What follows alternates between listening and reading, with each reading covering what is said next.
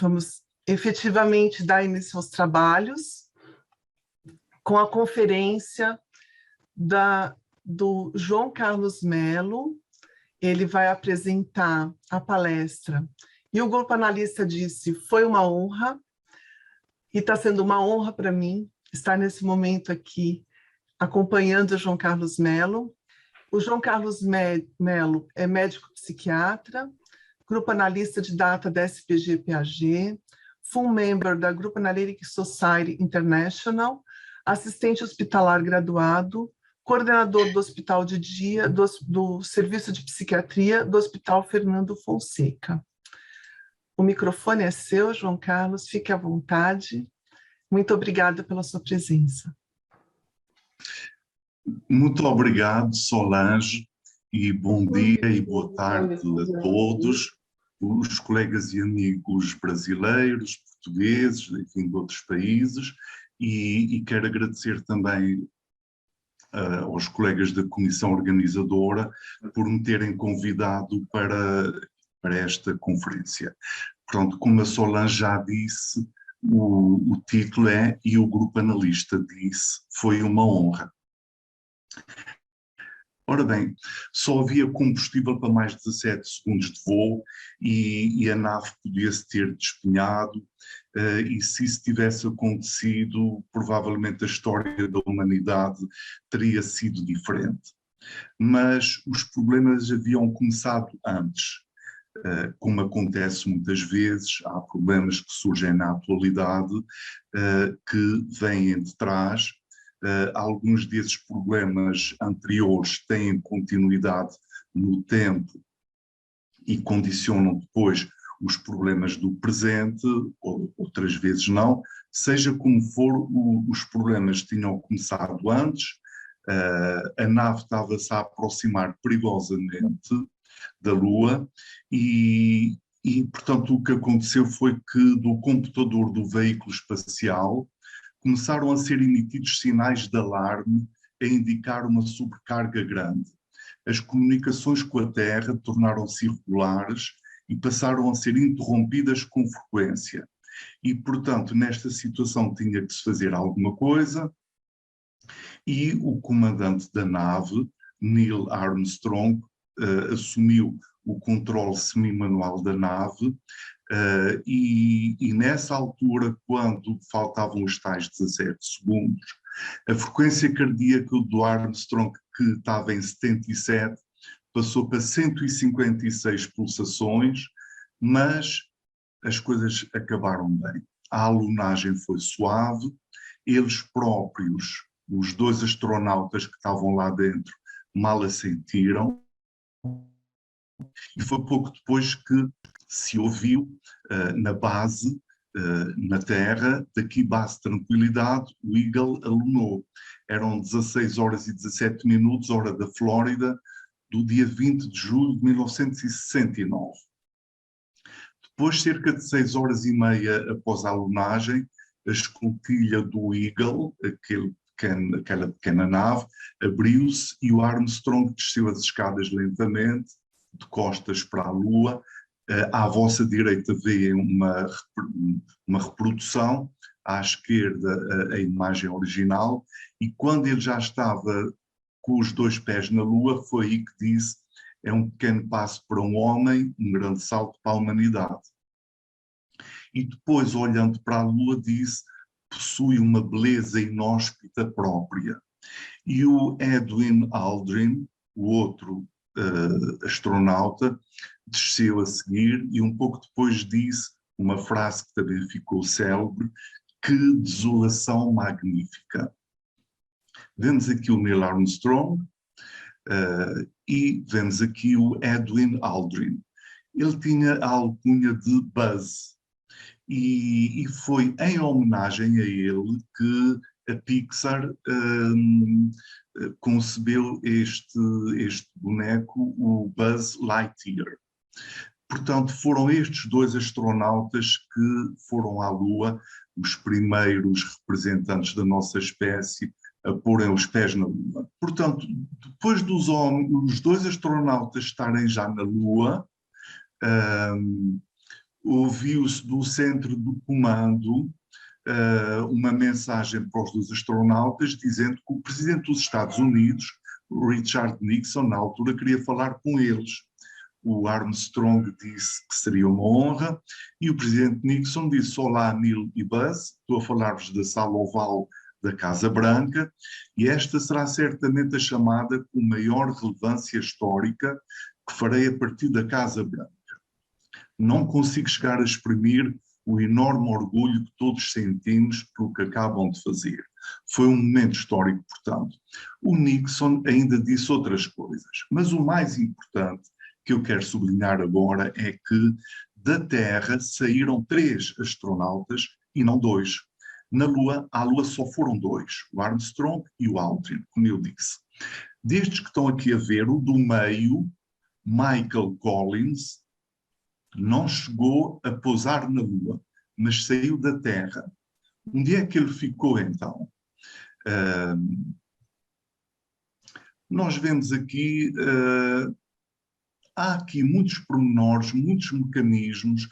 Quando há operações complexas, há vários mecanismos por detrás, que muitas pessoas não conhecem, não vem aqui ao caso agora estar a descrever, é um facto, mas os mecanismos muitas vezes são escondidos, estão escondidos, não estão muito evidentes e são complexos. Mas peço-vos então só aqui do lado direito, nós vemos que a Apollo 11, era o nome da nave, tinha 2 partes, o Columbia, com 2 módulos, o de comando e o de serviço, e o Eagle, o lunar. Ora bem, este lunar, o Eagle, foi aquele que aterrou na Lua. O Columbia, que tinha o módulo de comando e o módulo de serviço, nós já vamos ver, a parte do módulo de comando é aquela parte cônica, que já vamos ver qual é a importância que tudo isto tem, sendo que estas partes, que é verdadeiramente a nave, na sua totalidade, é apenas um bocadinho do foguete enorme que foi lançado para o espaço. E pronto, foi lançado para o espaço, e a partir do momento em que saíram da órbita da Terra e deixaram de ter a influência da gravidade, houve uma caneta, esta aqui que estão a ver em baixo, que se desprendeu, era uma caneta do Michael Collins, desprendeu-se e ficou a flutuar no ar. E eles, enfim, brincaram com isso, agarraram na caneta, nunca tinham estado assim numa situação dessas, e o Aldrin, que era assim muito divertido, agarrou na caneta e colocou dentro de um bolso do fato e agradeceu ao Michael Collins, e o Michael Collins deixou ficar com a caneta. Ora bem, nós temos aqui então todas estas partes que têm a ver com a própria nave, são, como eu disse, vários mecanismos muito complexos, mas aqui em baixo, vocês procurem ver, há aqui uma parte amarela com os pés, foi esta parte que aterrou na Lua, alunou, portanto, e nós estamos a ver aqui em baixo o tal módulo de comando, aquela parte cônica. Vemos aqui melhor do lado esquerdo que estas 2 partes separaram-se e o Eagle, aqui do lado direito, foi pousar na Lua. O módulo de comando ali do lado esquerdo foi onde ficou o Michael Collins. Ficou 110 quilómetros, numa órbita 110 quilómetros à volta da Lua, sempre a andar à volta da Lua, sempre, enquanto os 2 astronautas estavam na Lua. O objetivo era, mais tarde, quando eles acabassem o seu trabalho na Lua, o Michael Collins ia buscá-los. Quando se separaram, aquela imagem que vimos antes, o Armstrong disse: o Eagle tem asas. Era assim uma coisinha pequenina. E o Michael Collins, que estava no módulo de comando, ao recordar esse momento em que via o Eagle afastar-se para ir pousar na Lua, disse: mais parecia um louva-a-Deus do que uma máquina voadora de primeira categoria. Mas era uma peça de engenharia impressionante. Aqui outra vez as mesmas imagens, e portanto, enquanto os dois astronautas estavam na Lua, a serem os protagonistas de tudo o que estava a acontecer e eles próprios também a fazer o trabalho, o Michael Collins não estava a ser protagonista, não estava na Lua, não estava a ser visto da Terra, mas estava a trabalhar em prol dos outros. Eles permaneceram na Lua um pouco mais de 2 horas, depois tiveram mais 7 horas dentro portanto, do Eagle, e depois, mais tarde, seriam acordados pelo controle da missão para se prepararem para o voo de retorno. Ora bem, eles estavam lá na Lua, era preciso que o módulo, o Eagle, levantasse voo para se juntar ao módulo de comando onde estava o Michael Collins. E, portanto, isto era uma operação muito complicada, era preciso levantar voo, e era preciso depois juntarem-se os dois no espaço. E, portanto, se o Eagle não conseguisse levantar da Lua, eles iam ficar lá para sempre. Se eles conseguissem levantar, mas não conseguissem acoplar-se ao módulo de comando, ficariam a vaguear pelo espaço para sempre. Ora bem, e então, o William Safire, que era o autor dos discursos do Nixon, tinha preparado um texto intitulado Em Caso de Acidente na Lua, para ser lido na televisão pelo presidente, no caso dos 2 astronautas não poderem voltar. Isto estava tudo preparado. Então, o excerto desse texto era: quis o destino que os homens que foram à Lua para explorar de forma pacífica irão ficar lá para sempre, onde descansarão em paz. Estes homens corajosos, Neil Armstrong e Edwin Aldrin, sabem que não há esperança para os resgatar. Mas eles sabem também que há esperança para a humanidade no seu sacrifício. Estes 2 homens estão a dar a sua vida para o mais nobre objetivo da humanidade, a busca pela verdade e pelo conhecimento. O Michael Collins estava bem ciente da responsabilidade que tinha. Ele sabia que tudo podia correr mal, e, portanto, ou eles ficavam na Lua para sempre ou ficavam no espaço. Então, o que é que ele fez? Ele teria de voltar sozinho, para a Terra. A ideia atormentava-o e, por isso, nos meses anteriores à missão, preparou um dossiê de 117 páginas que cobria 18 hipóteses diferentes de recolher os companheiros. Ele teve em órbita as quase 22 horas em que os companheiros permaneceram na Lua. Quando ele conseguia ver a Terra, tinha a sensação que era de uma beleza e de uma fragilidade magníficas. E quando ele passava nas órbitas que fazia na outra face da Lua, estava completamente isolado, em escuridão, em silêncio, sem qualquer tipo de comunicação, nem com a Terra, nem com os 2 astronautas na Lua. E, portanto, houve quem tivesse dito que ele tinha sido o mais só dos homens desde Adão. Ele próprio nem conseguiu ouvir aquilo que a maioria da humanidade ouviu, que foi a tal frase do Armstrong: é um pequeno passo para um homem, um grande salto para a humanidade. E, portanto, ele, durante uns 48 minutos de cada 90 de órbita que estava do outro lado, estava completamente sozinho. E ele escreveu isso dentro da cápsula. Agora estou verdadeiramente sozinho e absolutamente isolado de qualquer ser vivo. E, portanto, ele confessou mais tarde que aquilo que o incomodou não foi a solidão, mas um medo muito específico, uma responsabilidade muito grande. O meu terror secreto, disse eles, era deixá-los na Lua e regressar sozinho à Terra. Se eles não conseguissem sair da superfície ou se eles estivessem despenhados, eu não iria suicidar-me. Regressaria à casa, mas seria sempre um homem marcado até ao fim dos meus dias. De qualquer das formas, a experiência para ele foi muito positiva.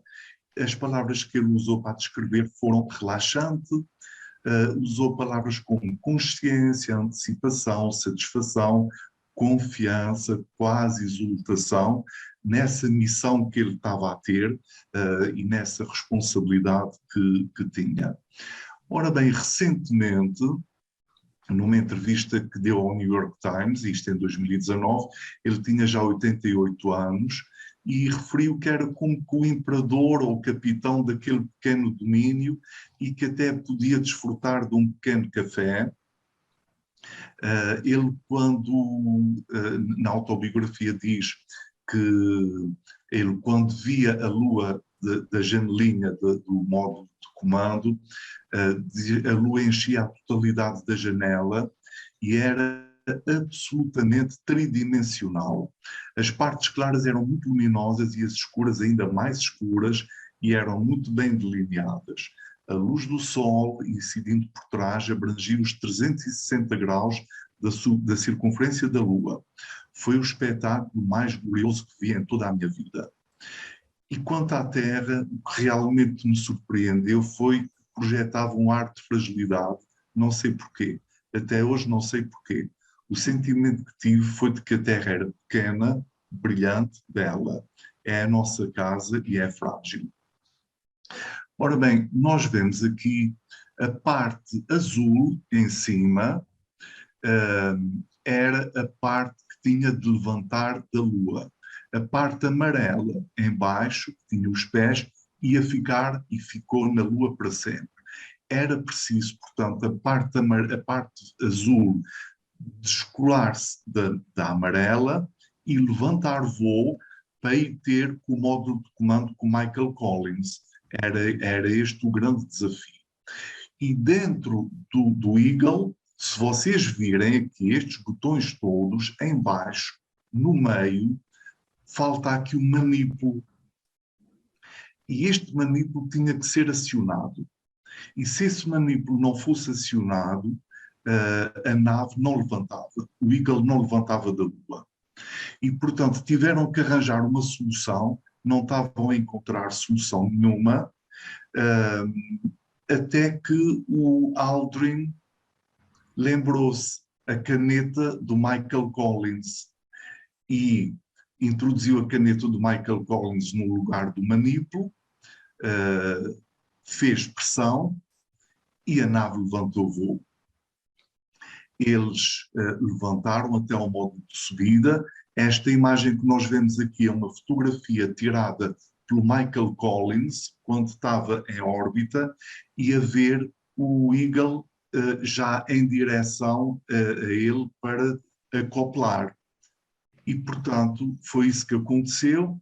Vemos aqui, em baixo à direita, portanto, o Michael Collins à esquerda em pé, dentro do tal cone, e do lado direito o Aldrin e o Armstrong a entrarem. Aqui vê-se melhor, os dois a entrarem para a tal parte cônica, o módulo de comando. Pronto, que era muito pequenina, como vocês podem ver. E pronto, e vieram, depois estas imagens existem, algumas pessoas viram ao vivo, com aqueles 3 paraquedas, temos ali do lado esquerdo o tal cone muito pequenino, e aqui já um deles estavam, portanto, no mar, onde foram resgatados.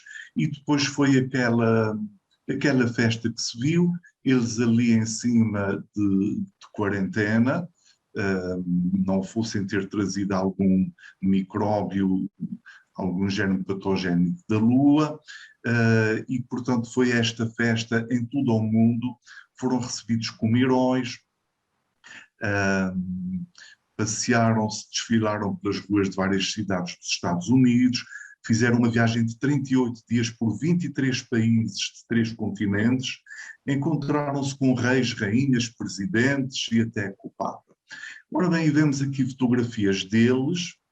Entretanto, o Armstrong e o Aldrin, o ano passado, há 2 anos, quando foi aquelas entrevistas do Michael Collins, já tinham morrido, e, portanto, o último que ficou vivo foi Michael Collins, vendo-o aqui na NASA,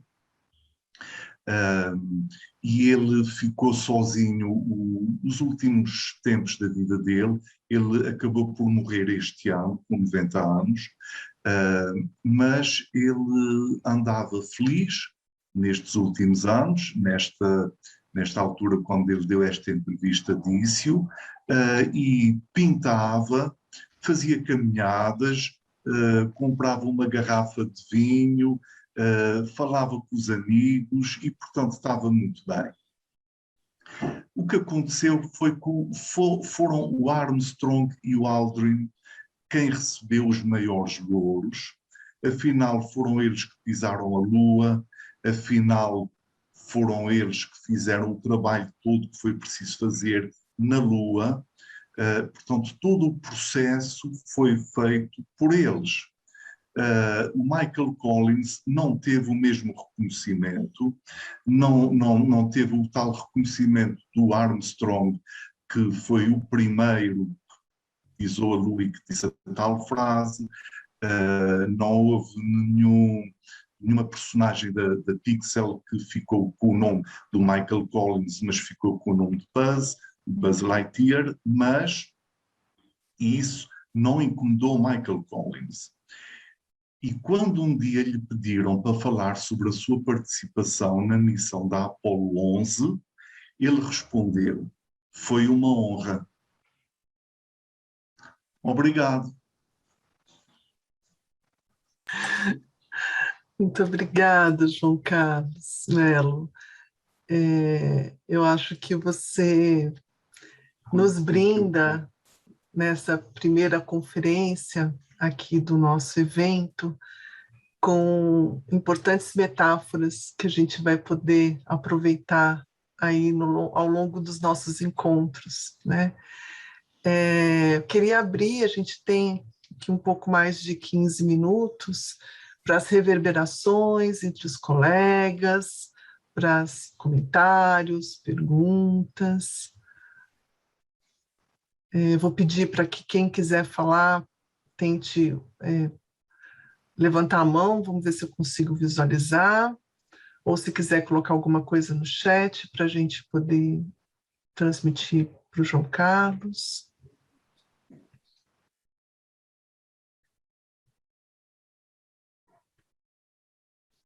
Quem gostaria?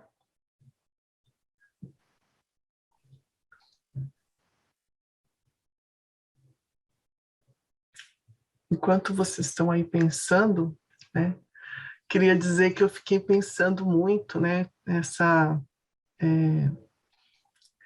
nessa solidão do analista de grupo, né? E como quando a gente faz um bom trabalho, a gente é o que menos aparece. E acho que você traz essa imagem tão bacana, né? Quão honrados nós podemos ficar de poder ver o nosso trabalho bem realizado, né? Mas a Isabel levantou a mão. Vamos lá, Isabel. Acho que a Bia está pedindo também. Então, vamos lá. Ora, vivam novamente. Olá, João. É sempre um prazer ouvir o João, não só o conteúdo, mas a forma como foi apresentado e descrita esta analogia. É muito giro. É muito giro, muito subtil, parece que é o Aladdin, não é? E para além do conhecimento, deste grande evento da humanidade, não é? Falar desta maneira real, literal, mas também com a analogia que nos toca a todos, que estamos hoje aqui reunidos, não é? Da descoberta, todo o percurso que se faz em conjunto, mesmo parecendo que não é? Da descoberta de tudo aquilo que é desconhecido, não é? De tudo aquilo que é desconhecido para todos, no início. E as questões dos protagonismos são questões muito pessoais, não é? Portanto, o indivíduo no grupo nunca se perde, independentemente do lugar que ocupa. E o foco, pelo menos o nosso, não é? Não só nosso enquanto analisantes, porque é por aí que todos começamos, não é? Mas depois também o foco enquanto analistas nunca pode ser perdido. E são todos importantes, sem uma luta de protagonismo, mas com o foco dentro, não é? No interior, uma coisa muito pessoal, um crescimento muito pessoal e independentemente do lugar que ocupa, é de uma importância extrema, todos eles. Obrigada, João, é um prazer sempre. Obrigado, obrigado. João, ainda não me sai da cabeça aquele trabalho que você apresentou de tirar leite de pedras, né? Lembra? Ele sempre me acompanha. E eu estava ouvindo você falar, eu falei, mas que diabo será que o João quer falar com tudo isso, né? Aí foi me passando pela cabeça, acho que ele não quer falar nada, ele quer provocar alguma coisa. E aí eu fiquei pensando, o que eu poderia, né, estar vendo assim, como tirar leite de pedras da minha cabeça, como foi bom, né, isso que você trouxe, para a gente pensar nos atendimentos, tanto grupais como individuais, e como tudo que passa pela cabeça da gente, que às vezes a gente não se dá conta e não leva em conta, né? Então, eu queria te agradecer mais uma vez, que tem o Leite das Pedras e agora tem o Caminho da Lua também. Muito obrigado, Bia. Obrigada, Bia. Tem duas pessoas inscritas, a Isaura e o Paulo, mas antes de passar a palavra para elas, eu só repercutir um pouquinho o que está aqui no chat. Vários cumprimentos pelas metáforas, viu, João? O Thales, Vilela Santeiro, a Beth Svartman, Maria de Luz Feriotti. Aí a Ana Vitória Salimão falou que associou ao crescer para baixo do Winnicott e a maturidade necessária para tal honra. O Luiz Eduardo também reporta sua emoção, agradece, e o Valdemar diz que é um prazer participar dessa linda apresentação que nos fez pensar na busca da verdade e do conhecimento essenciais do nosso trabalho. Então, eu vou passar agora para a doutora Isaura, por favor.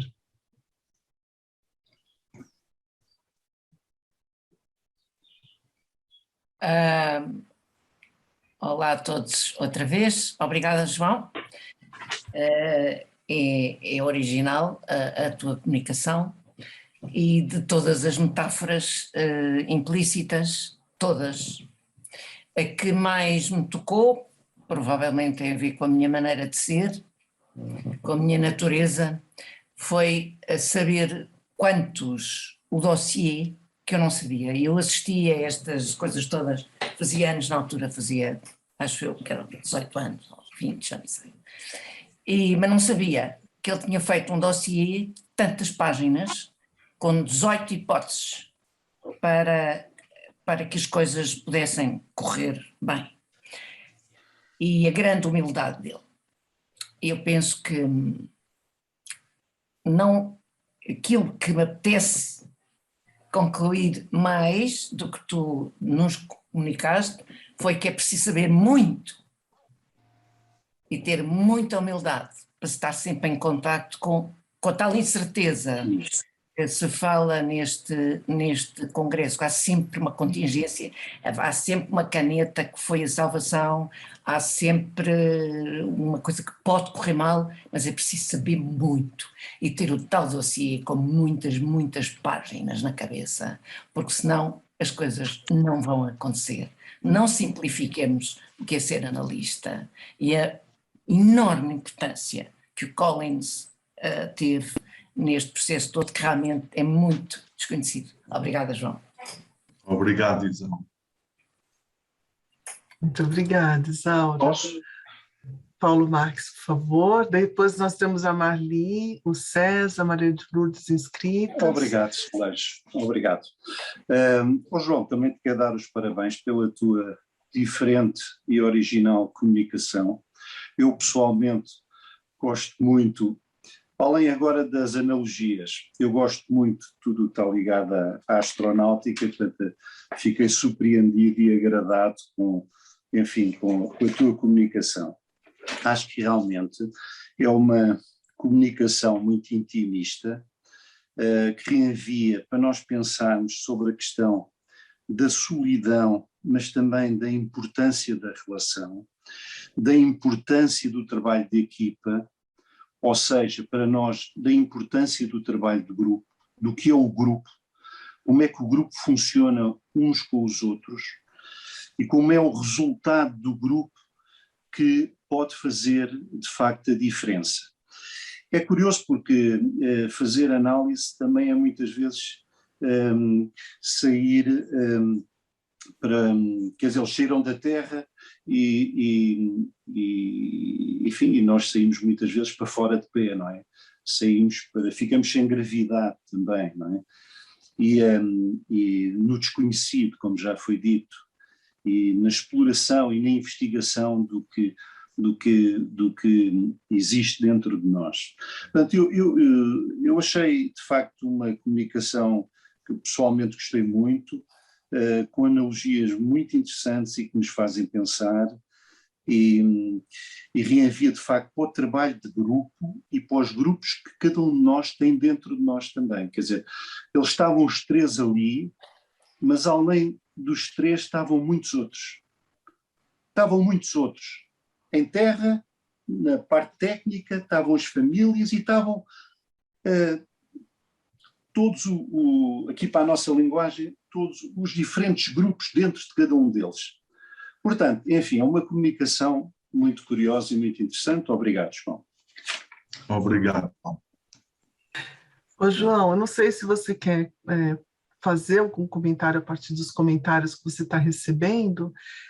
Nós temos ainda a Marli, o César, a Maria de Lourdes e o Mário Davi inscritos, e temos algumas manifestações pelo chat.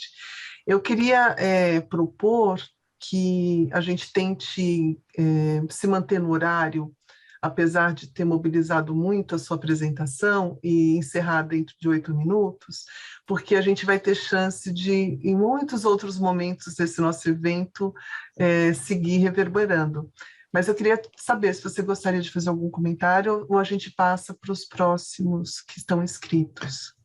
Pois, eu agradecerei às pessoas que falarem depois, mas aproveito já para agradecer a todos os que falaram até agora e, enfim, quer por palavras orais, quer por escrito no chat, que tem estado a acompanhar, e agradeço muito. Fico contente com o impacto positivo que teve, e agradeço-vos a todos. Obrigada, João. Então nem vou ler o chat, tá? Vou deixar que as pessoas... Você já está acompanhando? Eu vou deixar, então, que a Marli, o César e o Mário falem. Lourdes, você desistiu? Diga. A Lourdes desistiu, porque a Lourdes estava inscrita também. Aí, não, se você quiser ainda... eu estava pondo no chat, porque é rapidinho que eu vou falar. Então mas... tá bom. Então você põe no chat aí, vamos escutar a Marli, o César e o Mário. Muito obrigada. Eu queria agradecer ao João por ter trazido uma coisa que eu, na minha idade, vi acontecer e me emocionou rever. E eu queria compartilhar uma questão de que eu acho que, desde que isso aconteceu, é como se o ser humano tivesse mudado a sua visão da Terra. Eu tenho essa impressão. Não só ele viu diferente, mas todos nós, de algum jeito, percebemos que a Terra não era um espaço onde tudo podia acontecer, onde podíamos abusar e tudo isso. Me parece que daí tenho a impressão que começamos um caminho na tentativa de reverter algo que ainda não conseguimos, de explorar completamente. É como se nós víssemos a Terra um pouco com humildade, do nosso tamanho. Nós somos finitos e ela também. Me parece que essa imagem da Terra provocou isso na humanidade, num certo sentido. E eu penso que me remeteu à tua apresentação também a pandemia, onde nós estávamos isolados, fechados, mas não estávamos nunca distantes de cada um, e ainda não estamos, né? E o quanto queremos resgatar os companheiros, né? Me remeteu a isso também. E eu queria te agradecer. Obrigado. Obrigado.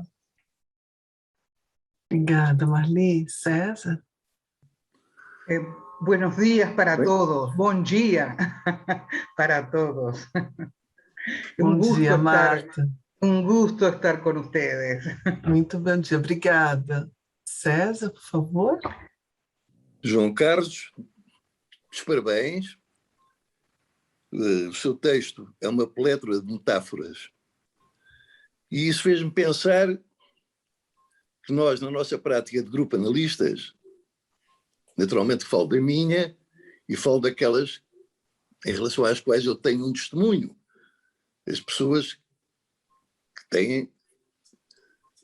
têm-me dado o prazer de fazerem supervisão comigo, não é? Muitas vezes as nossas intervenções de grupo analistas, às vezes, pelo menos, também são metáforas. Metáforas não no sentido da ambiguidade, mas no sentido de não fechar caminhos, de sugerir uma rota. Pode ser por ali. E depois os analisantes ou seguem-na ou escolhem a seguir outra. Metáfora neste sentido de não fechar, de abrir um leque de possibilidades. No que respeita à solidão do grupo analista, não é uma solidão relacional, não é? Aliás, há uma inundação relacional. A solidão é a da responsabilidade e de tentar atingir a renúncia ao protagonismo. E a sua responsabilidade é a de compatibilizar N protagonismos. E aí, naturalmente, que é fundamental termos um dossiê exaustivamente preparado. Mas o dossiê às vezes não chega. É preciso inventar a caneta. Muito obrigado. Obrigado. Obrigado. Então, a gente vai escutar o Mário. Obrigada, Mário. E aí estão encerradas as inscrições nesse momento, tá bom? Pronto, João Carlos, eu queria... Estou muito orgulhoso e muito satisfeito da aposta que fiz ao fazer-te este convite.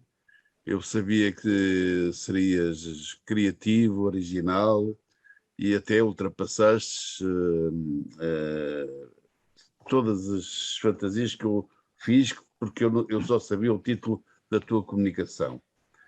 Realmente acho engraçado como a tua estratégia é à volta de qualquer coisa tão básica, que é contar uma história, neste caso à volta de uma mesa virtual, não é? E contar uma história que reporta uma memória coletiva e que está cheia de significados e metáforas e que realmente nos depois remete para a natureza humana, em que tu chamas a atenção do que é o nosso medo primordial, que é o poder vivenciar, e nós vemos isso em doentes psicóticos e graves, que é o estar desligado de tudo e de todos, não é?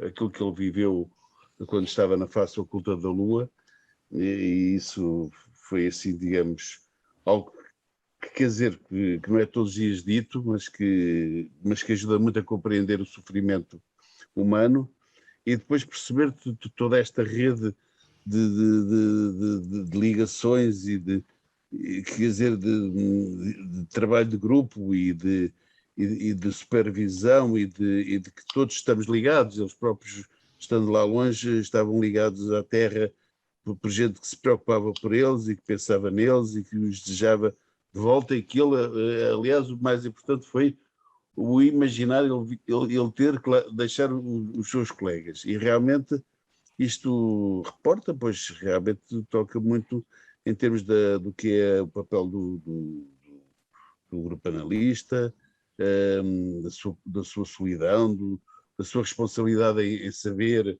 como responder a todos os desafios que o grupo levanta a qualquer minuto, não é? E realmente a necessidade que temos de ter um dossiê bem preparado, que é o nosso treino e que penso que nunca fica encerrado, não é? Vamos juntando mais umas páginazinhas de vez em quando. E tu, realmente, esta história, quer dizer, esta maneira de pôr o que é, no fim de contas, falaste o que é ser grupo analista e a importância dos grupos na nossa natureza e na nossa função, e na nossa maneira de estar, não é? Os próprios, não é? Exercer a sua atividade. Eu realmente gostei imenso e pronto, e estás de parabéns e estou felicíssimo. Muito obrigado. Obrigado. Obrigadíssimo. Bom, João Carlos, você deve ter percebido, né, tanto pelas manifestações no microfone, quanto pelas manifestações pelo chat, que a sua apresentação, ela trouxe uma série de imagens e de alegorias e de metáforas que vão nos acompanhar ao longo desse nosso evento. Quero novamente agradecer pela oportunidade de te escutar, pelo preparo primoroso que você teve dessa apresentação e por nós podermos aqui começar esse evento abrindo com chave de ouro, né?